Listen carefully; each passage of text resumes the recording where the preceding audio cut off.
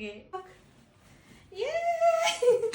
আমার সরস্বতী পুজোর শাড়ি, সরস্বতী পুজোতে শাড়ি পরতেই হবে। কিট্টুরও শাড়ি রয়েছে, সেটা পরে দেখাচ্ছি। তো আমি আজকে এই সুন্দর জামদানির শাড়িটা পরবো এই সুন্দর ব্লাউজটা দিয়ে। আজকে আমার শাড়ি ধরার লোক কিট্টুকে একটু সামলাচ্ছে। এবার কিছু গয়নাগাটি পরার পালা। তো সেটা ছোট ছোট দুটো কানের দুলো আছে, হাতেরও হলে একটা ভালো হতো, কিন্তু সময়ের অভাবে আমাকে হাতের বানিয়ে দিতে পারেনি। ওকে, আমি রেডি। এবার কিট্টুকে ডেকে নিই। কিট্টুর তার আগে ড্রেসটা দেখিয়ে দিই। এটার আগে ব্লাউজটা দেখাই। এটা হলো কিট্টুর ব্লাউজ। হ্যাঁ, এত কিউট আর এত সুন্দর ডিজাইন ব্লাউজটার। আর ওর ব্লাউজের ডিজাইনের সাথে এখানে আর আমার এই ব্লাউজের ডিজাইনটা হচ্ছে ম্যাচিং করা। বাকি শাড়ি দুজনের একটু একটু হলেও আলাদা। আর এই যে হলো কিট্টুর শাড়ি। আর সরস্বতী পুজো মানে একটু হলুদ রং না পরলে মনটা কেমন কেমন করে। তো চলুন ঝটপট করে ডেকে নিই ওকে। এই কে শাড়ি পরবে? কে শাড়ি পরবে? কিট্টু পরবে। ওকে, তোমাকে বোতামটা লাগিয়ে দিই। কি খুশি ব্লাউজটা যখন পরাচ্ছি ওকে। নতুন ড্রেস পরার জন্য এক পায়ে রাজি এখন, তার উপর আবার শাড়ি। প্যান্ট পরছো? হ্যাঁ দাঁড়াও, কি পরছো তুমি? জামা তোল না। সুন্দর হয়েছে শাড়িটা মাম্মা।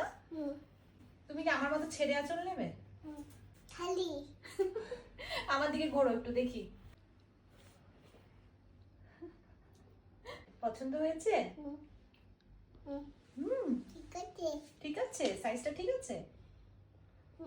ওকে, মাম্মা রেডি। একটু বলো ওয়াক ওয়াক। ইয়ে ইয়ে, দাঁড়িয়েছে দেখ আমার মতো। বলো হ্যাপি সরস্বতী পুজো।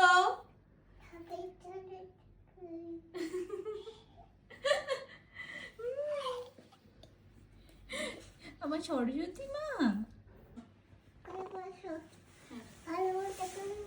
হ্যাঁ ভালো মতো বসো। হ্যাঁ, ছোটবেলা আমরা এই টিপগুলো থেকে খুব টিপ পড়তাম, তো মেলাতে এরকম টিপের কৌটো দেখে আমি নিয়ে নিলাম।